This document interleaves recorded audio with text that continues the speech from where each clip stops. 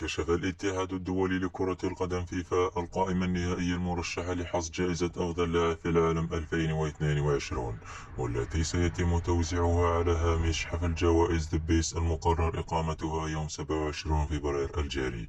كما تضم القائمة النهائية لجائزة أفضل لاعب في العالم كل من النجم الأرجنتيني ليو ميسي وزميله كيليان مبابي بفريق باريس سان جيرمان الفرنسي، بالإضافة إلى نجم ريال مدريد كريم بنزيما. وتعتبر جائزة ذا بيست أو الأفضل هي جوائز سنوية يقدمها الاتحاد الدولي لكرة القدم فيفا لأفضل اللاعبين والمدربين في كرة القدم للعام المنتهى.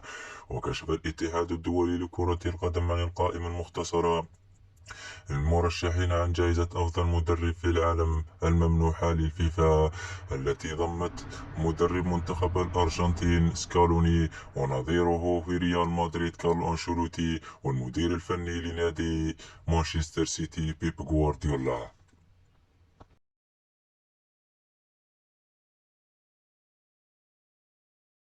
إن أعجبك الفيديو لا تنسى الإعجاب والاشتراك في القناة.